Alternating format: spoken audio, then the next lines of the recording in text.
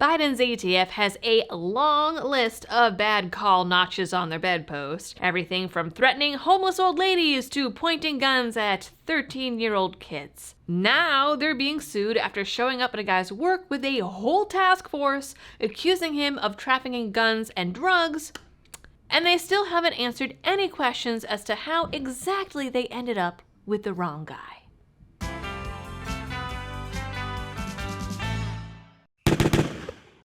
Hello everyone and welcome back to the channel.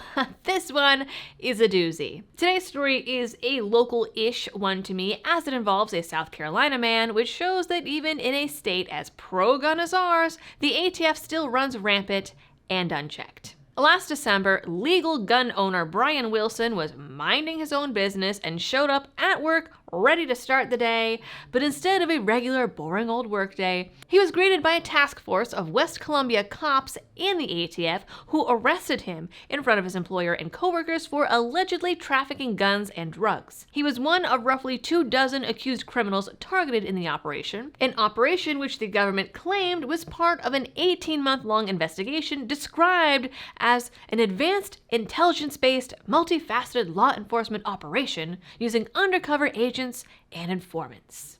Now, these are some pretty hefty accusations which, like anyone else in Wilson's situation, he denied completely. After all, once law enforcement and the judge were finished with the list of charges, which included 5 counts of trafficking meth and crack and 3 counts of carrying a weapon in furtherance of a drug crime, he was looking at 115 years in prison and $17 million in fines. The indictment was signed off by Assistant U.S. Attorney Elizabeth Major. Now, despite having no previous criminal record and the whole innocent until proven guilty motto of our justice system, no one believed him. No one except, thank goodness, his federal court-appointed public defender, Jenny Smith, which I did not see coming.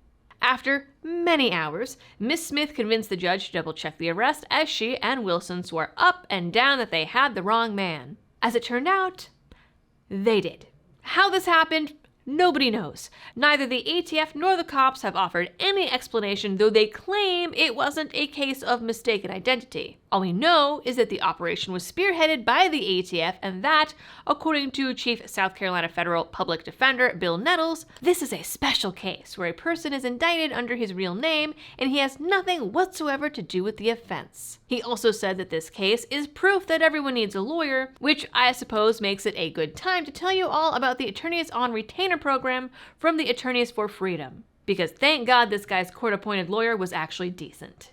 You don't have to follow the daily news to know how important it is to have a lawyer on your side when it comes to anything related to firearms. We also know from a couple high-profile cases that even with self-defense insurance, a lawyer isn't exactly guaranteed. But the Attorneys on Retainer program is not backed by an insurance company. The Attorneys for Freedom is a real law firm passionate about the Second Amendment, and their program is literally there for you to retain legal counsel rather than rely on an insurance company and their fine print. Attorneys on Retainer has you covered for misdemeanors, felonies, appeals, and even bail bonds. It doesn't even matter if you were in a gun-free zone or it was a bad shoot. Unlike insurance companies, their only requirements are that the incident happened after purchasing coverage and that you reasonably acted in good faith. Also, unlike insurance companies, their emergency hotline connects you directly to an attorney, getting legal advice instantly and exactly when you need it. So switch over from your existing self-defense coverage and head on over to my link down in the description where you can use code LibertyDoll to get $50 off your sign up. Luckily for Wilson, it only took 6 hours to convince someone to double-check the paperwork, and his charges were dismissed with prejudice by the end of the business day, which means they cannot be brought against him again, complete with an apology from state prosecutors. But still, the prosecutors are pointing their fingers at the police, who are pointing their fingers at the ATF, who say they're aware of the situation, and that's it. It's kind of like that Spider-Man meme. But prosecutors do have the ability to question the information they get from government agencies, and no one did? One attorney with the state simply said, well, gosh golly, gang, the government is made up of humans and humans make mistakes. Mistakes that could have cost this guy his entire life. Now Wilson has a new lawyer, Christopher Kenny, who filed a lawsuit in federal court last week. The suit claims that Mr. Wilson was not only arrested, but humiliated in front of his employer and coworkers as he was hauled away in handcuffs for a crime he didn't commit and didn't have anything to do with.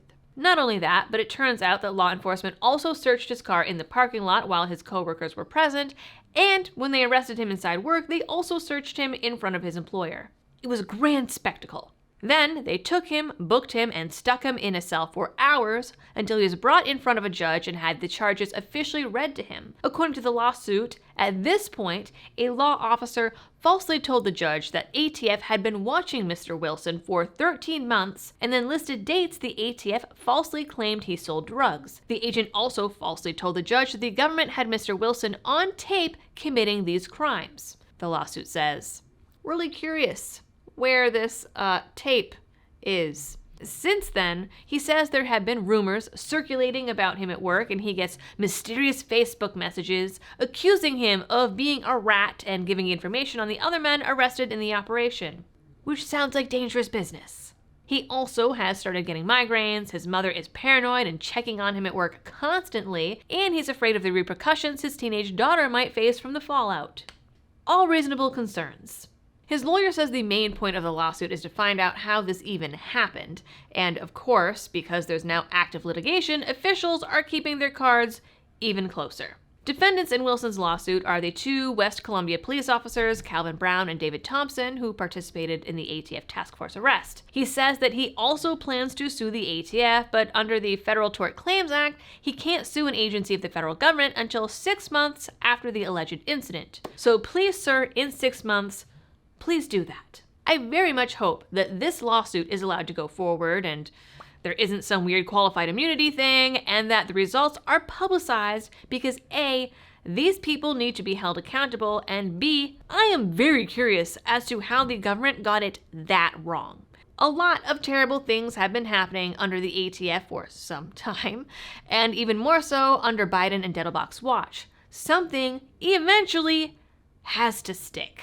While it might not be a lawsuit about them changing definitions all the time or their terrible treatment of the FFLs in this country, maybe at least this guy will have his day in court.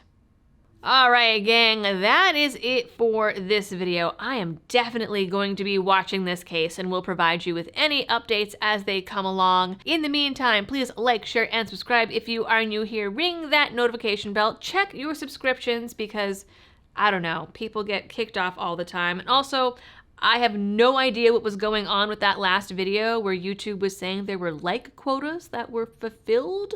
I've never heard that before, but I got a lot of comments and messages about that. I don't know what they're doing over there. But anyways, as always, thanks for tuning in and happy shooting.